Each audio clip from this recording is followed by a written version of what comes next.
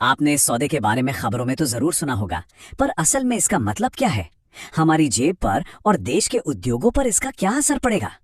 देखिए, सालों की बातचीत के बाद ये डील फाइनल हुई है और हमने इसके हर एक पहलू को बहुत बारीकी से देखा है ताकि हम ये समझ सकें कि इसका असली मतलब क्या है।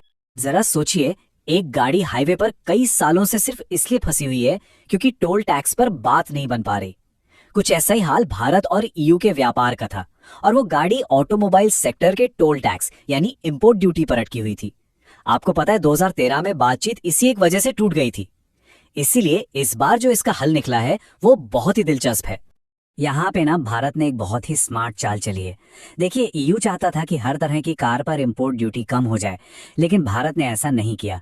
इसकी जगह एक कोटा सिस्टम लाया गया।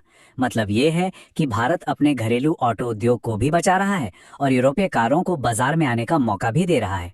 ये एक शानदार बैलेंस है सही मायनों में। तो इसका मतलब साफ है, हर यूरोपीय कार सस्ती नहीं होने वाली। नहीं, ये छूट सिर्फ और सिर्फ प्रीमियम और लग्जरी गाड़ियों के लिए है जिनकी कीमत 25 लाख से ज्यादा होगी। इससे जो आम आदमी की कार बनाने वाली कंपनियां हैं उन पर कोई सीधा असर नहीं पड़ेगा, जबकि लग्जरी सेगमेंट के ग्राहकों को जरूर फायदा होगा। और हाँ, ये बदलाव कोई रातों रात नहीं होने वाला। ड्यूटी को धीरे धीरे, मतलब 5 सालों में किश्तों में कम किया जाएगा। इससे भारतीय बाजार को एडजस्ट होने का पूरा पूरा समय मिलेगा। ये वाकई एक बहुत सोचा समझा कदम है। अब बात करते हैं इलेक्ट्रिक गाड़ियों की। यहाँ एक बहुत दिलचस्प पेंच है। इन्हें अगले 5 साल तक ड्यूटी में कोई राहत नहीं दी गई है। अब आप पूछेंगे क्यों? ताकि मेक इन इंडिया के तहत जो हमारा अपना ईवी बाजार तेजी से बढ़ रहा है ना, उसे विदेशी कंपटीशन से बचाया जा सके।